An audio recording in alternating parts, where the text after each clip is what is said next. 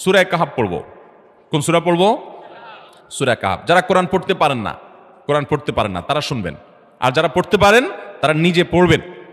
সূরা কাহাফ যদি জুমার দিন কেউ পড়ে, নবী করিম সাল্লাল্লাহু আলাইহি ওয়াসাল্লাম বলেছেন এই সূরাটা তার জন্য নূর হবে, নূর, আলো আল্লাহর তরফ থেকে। কিয়ামতের ময়দানে ভয়াবহ গুটগুটে অন্ধকার হবে। কিয়ামতের একটা ভয়াবহ শাস্তি হলো অন্ধকারের শাস্তি।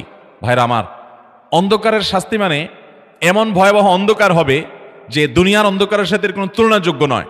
সেই ভয়াবহ অন্ধকারে কিছু আমল আছে যে আমলগুলো মানুষের ওই অন্ধকারের মধ্যে আলোর কাজ দিবে। এর মধ্যে একটা হলো অজুর অঙ্গগুলো যদি কেউ ভালো করে অজু করে, সুন্দর করে ডলে ডলে যেন শুকনা না থাকে, উত্তম রূপে যদি অজু করে, কেউ পানি অপচয় না করে, পানি অল্প নয় কিন্তু ডলে বেশি, সুন্দর করে যদি কেউ অজু করে, এই অজুর অঙ্গগুলো কিয়ামতের ময়দানে উজ্জ্বল হয়ে জলজল করে জ্বলতে থাকে এবং তার জন্য আলোর কাজ দেয়। সবাই যখন অন্ধকারের আযাবের মধ্যে নিমজ্জিত থাকে, হাউতাস করে, তখন এই ব্যক্তির এই আমলটা তার আলো ভূমিকা আসে। আর আরেকটা হলো এই সূরা কাহাফ। অন্য অনেক উলামা ইকরাম বলেছেন এর ব্যাখ্যা হলো সূরা কাহাফ যদি কেউ এক বৃহস্পতিবারে পড়ে, পরের বৃহস্পতিবার পর্যন্ত, এক শুক্রবারে যদি পড়ে, পরের শুক্রবার আগ পর্যন্ত পুরো সপ্তাহব্যাপী তার ভিতরে নূর, ঈমানের নূর, তাকওয়ার নূর, ইলমের নূর, আমলের নূর, ভালো মানুষ হওয়ার নূর তার ভিতরে আল্লাহ তাআলা সৃষ্টি করে দিবেন।